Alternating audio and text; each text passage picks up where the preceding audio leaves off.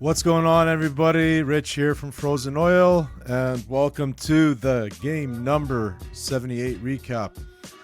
Stlouisblues versus Edmonton Oilers. What a game. Honestly, get a last minute notice that McDavid's playing, and look at what just McDavid does. Just an unbelievable game from Connor McDavid. Willed the Oilers to victory. It was such a fun game to watch. A lot of rough stuff. Felt like close to a playoff game. The crowd was into it. It was just an awesome overall game, and we got the result we wanted. What more can you say about that game? Just a lot of exciting moments in that game, to be honest with you. Just from the drop of the puck all the way till the last 28 seconds where the Oilers made it a 4-3 game. Let's take a look at some of these stats here. Before we do that, I'd like to kindly remind everybody to consider subscribing to the channel. We just surpassed 700 subscribers. Really appreciate it. So we'd love it if you came on board and supported the channel.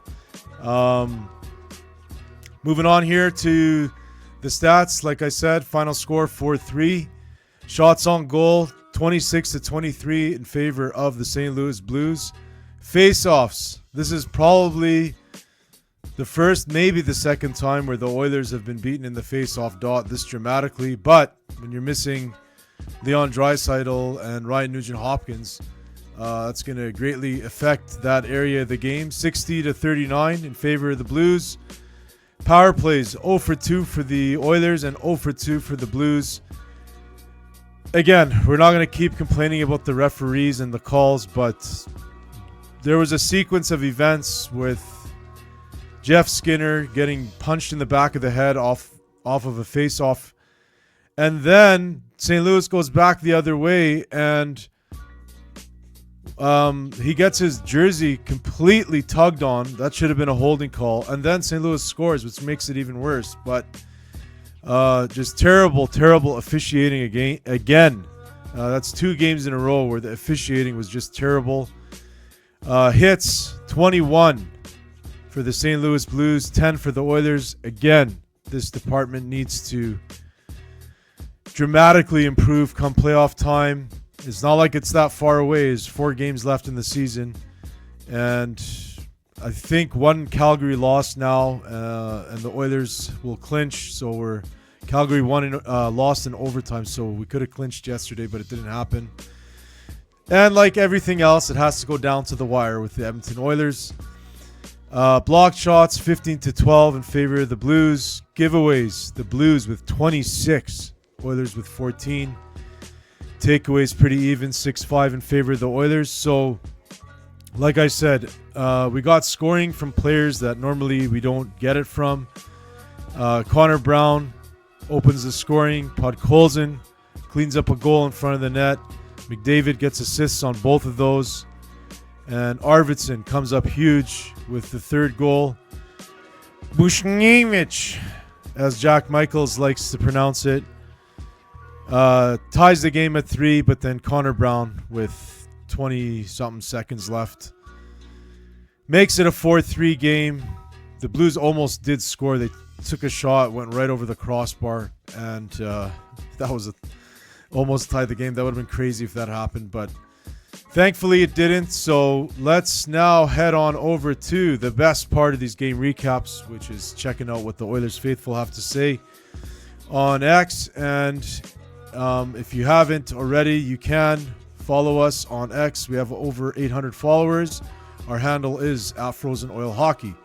So, moving on.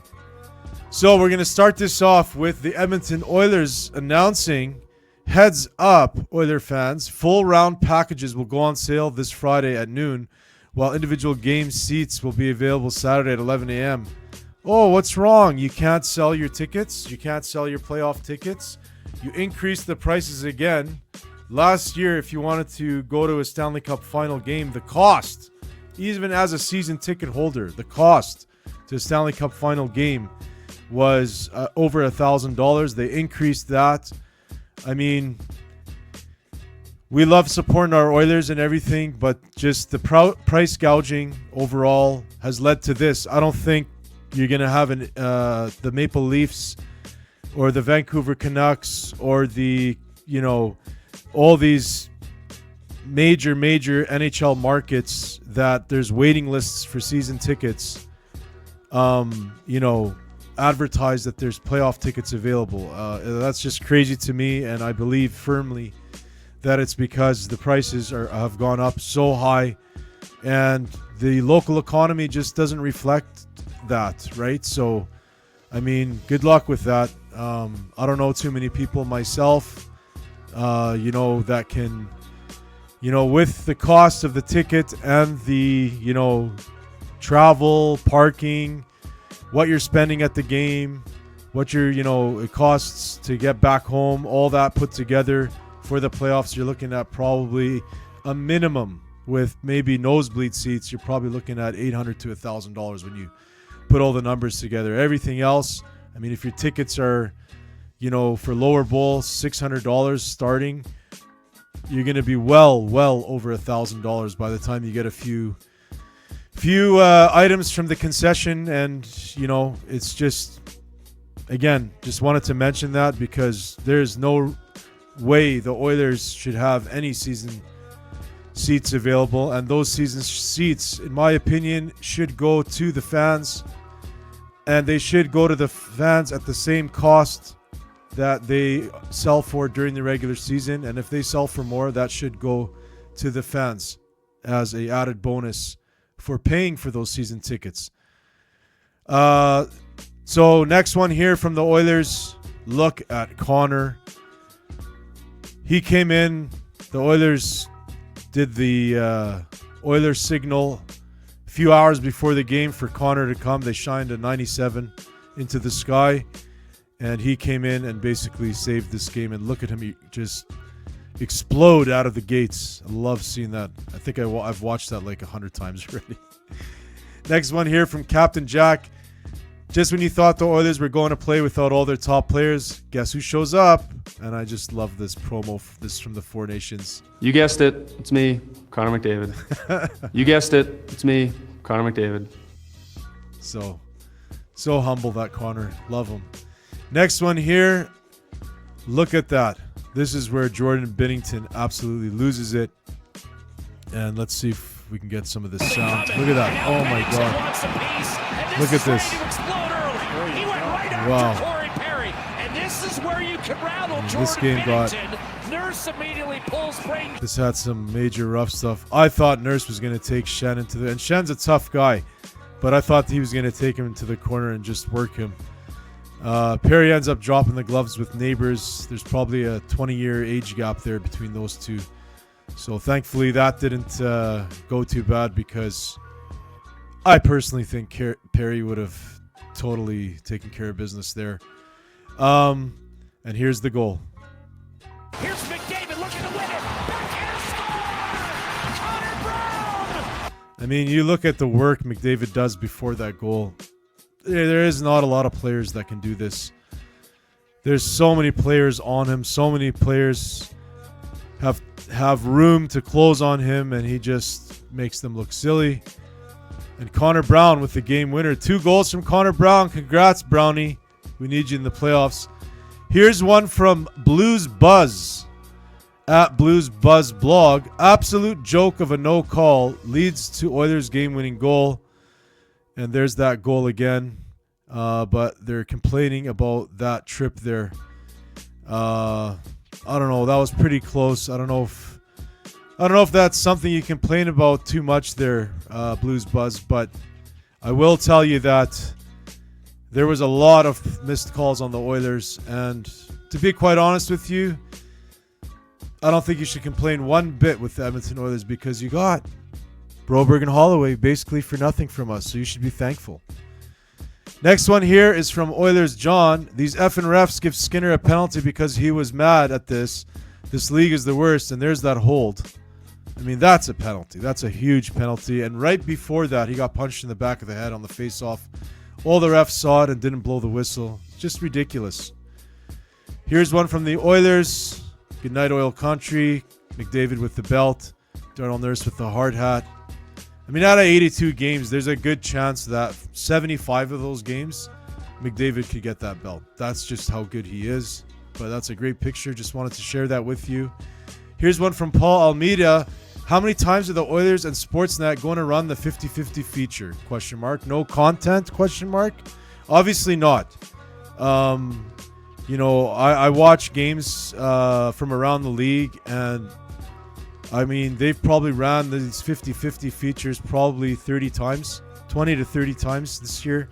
You know, if it's not close to that, it sure feels that way. I mean, do some features on the players. Do some cool stuff that other teams do. I mean, it's getting really boring in that part. Next one from Joey at McDraisums. Miniature Edmonton Oilers fan bedroom. Some deets. Tiny Rogers Place flyers. Very teeny hockey trading cards. Hockey gear. Books. Games. Tickets. Fun project to help me forget the injury plague. And, I mean, look at how cool this is. This is unbelievable. Look at these posters. Look at that. He put a McDavid picture from his GQ photo session there. How cool is that? That is awesome. Great job. Great work there. I absolutely love that. What an awesome miniature project. Thanks for sharing that, Joey. Really appreciate it. Next one here from Rebound. Hashtag noticing. And there's Dry. Looking sharp as always. Waiting for Connor to give him a high five after the game. Just a cool pick. Here's one from Commando Pisani. The Oilers are back, baby. There's a picture of Bane. A full team of bottom 6 forwards and 97. And the Stlouisblues in pink there. Just thought that was hilarious.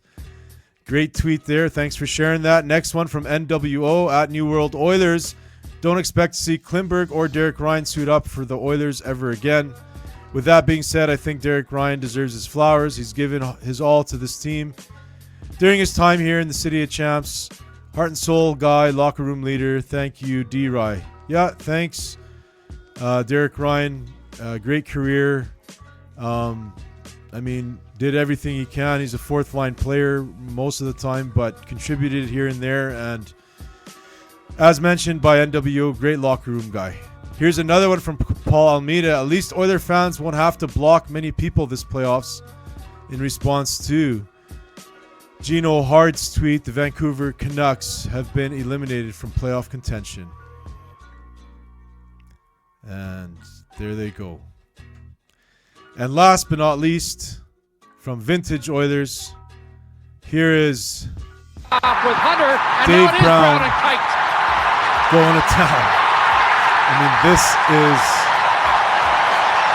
absolutely insane. I mean, look at this. This is, I don't know, man. A lot of people say Semenko is the toughest Oiler of all time. A lot of people say Larocque, but Dave Brown was just menacing. He's not the type of guy. He was feared, man. He was feared around the league. There's Tim Hunter.